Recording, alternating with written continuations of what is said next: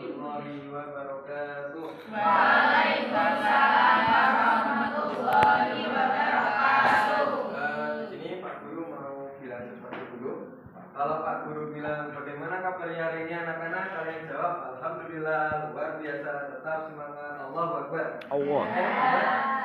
Oke, cek ombak dulu, cek ombak.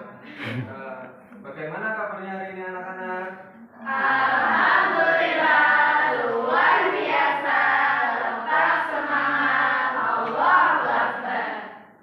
Baik, hari ini ada yang tidak berangkat atau berangkat semua? Semua. Mantap. Sebelum memulai pelajaran pada hari ini yaitu dinasti Ayyubiyah, maka ini kita membaca doa terlebih dahulu. Bismillahirrahmanirrahim.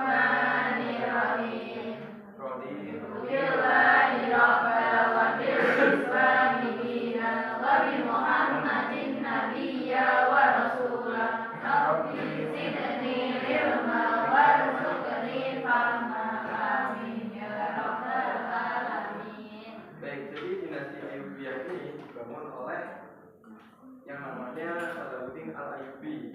Teman-teman di sini udah pada tahu belum siapa itu Salahuddin Al-Ayyubi? Oke, coba terangkan ya sedikit. Jadi Salahuddin Al-Ayyubi itu memiliki nama Salah ad-Din Yusuf Ibnu Ayyub. Beliau itu lahir pada tahun 1137 Masehi. Nah, beliau itu lahir dari keluarga yang terpandang di masanya, yaitu keluarga Kurdi. Seperti itu. Beliau juga memiliki latar belakang sebagai pemerintahan di dinasti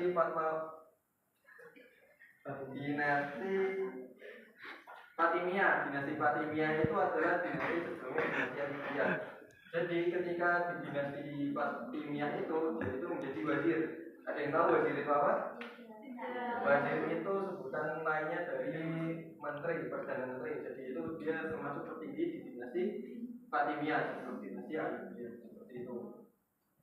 Terus beliau itu juga mempelajari ilmu-ilmu Islam seperti ilmu-ilmu fikih, hadis, dan juga Al-Quran.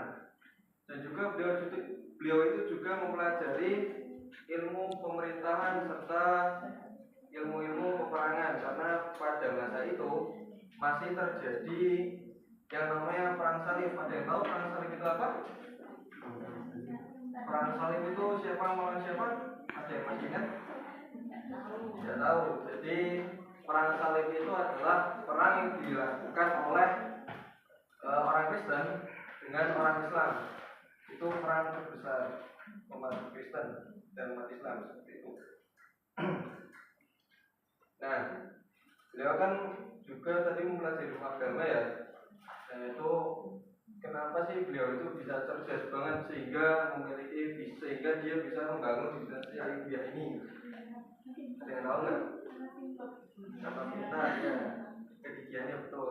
Dan juga karena dia itu memiliki panutan yang bernama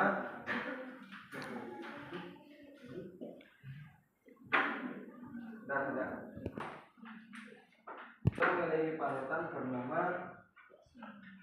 Nuruddin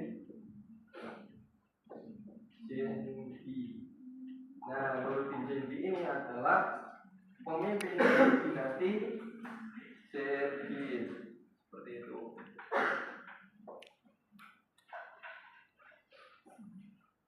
Dinasti Zengi, yaitu seorang pemimpinnya ya teman-teman ya, anak-anak ya. Baik, memasuki materi selanjutnya. Belum. Terus saya mau tanya lagi nih, menurut kalian kenapa sebuah kerajaan atau dinasti itu bisa terbentuk? Kenapa? Ada rajanya, betul kan Mbak siapa ini? Mbak Nafisa, mantap. Nah, karena adanya, kenapa dinasti itu bisa terbangun itu karena adanya raja. Nah, raja ini kira-kira apa sih yang diperlukan seorang raja sehingga dia bisa membangun dinasti?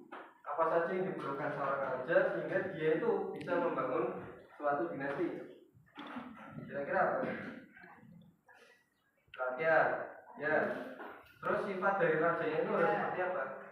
yang memiliki sifat tidak mengalah, Tidak mengalah, memiliki jiwa kepemimpinan ya, ya itu betul. Dan juga memiliki wibawa. Nih, saya contohkan pada masa khalifah. Ketika Nabi Muhammad SAW itu meninggal, kenapa sih Abu Bakar itu bisa dipercayai oleh umat Islam diangkat menjadi khalifah? Ada yang tahu? Karena ya biasa sama Rasulullah, dan juga dia itu terkenal dengan asidik atau yang jujur.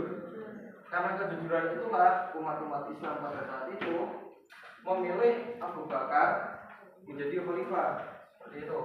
Dan juga ketika Umar bin Khattab itu diangkat menjadi khalifah, dia kan punya wibawa ya.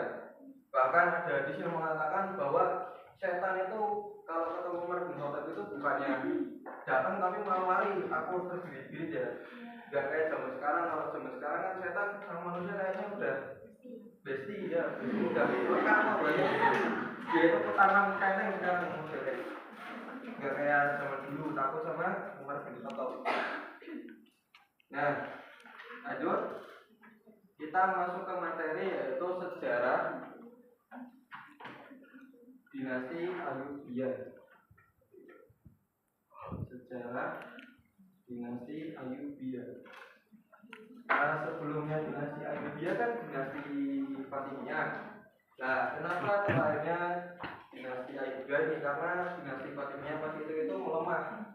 Dikarenakan dua faktor. Yang pertama faktor internal, yang dimana para wazir dari Bani Fatimiyah ini pada perebutan kekuasaan, dan juga faktor eksternal yaitu pada masa itu terjadinya perang salib, sehingga tekanan dari pasukan salib itu menekan Bani Fatimiyah hingga dinasti Fatimiyah ini melemah.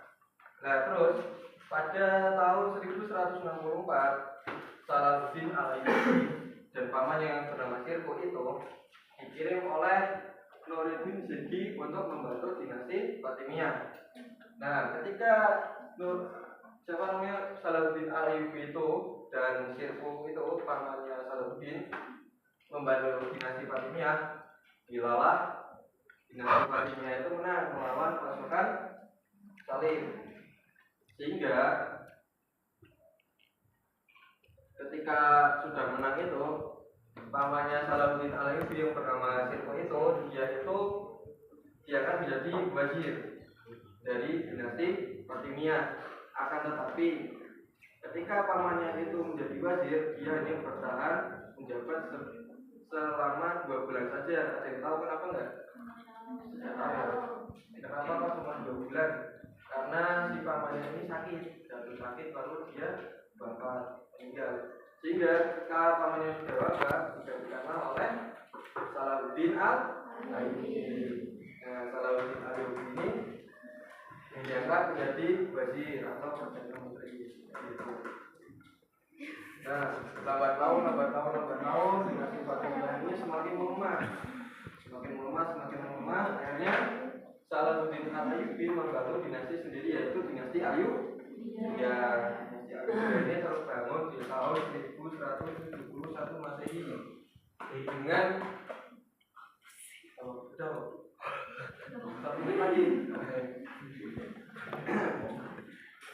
Dinasti Ayyubiyah ini lahir pada tahun 1171 Masehi, yang dimana dia memiliki ambisi untuk menggantikan aliran Syiah. Pas itu kan dinasti Fatimiyah itu alirannya Syiah ya, Islam Syiah. Nah, Salahuddin ini ingin mengganti aliran Syiah itu ke aliran Islam Sunni. Seperti itu. Sunni itu Islam yang benar-benar Islam maaf ya, saya kan aliran-aliran itu Syiah itu kadang melenceng alih-alih itu. Jadi itu ya teman-teman ya. Ini aslinya waktunya masih banyak, cuman karena waktunya sudah habis, mungkin Bapak cukupkan pada hari ini. Kurang lebihnya mohon maaf.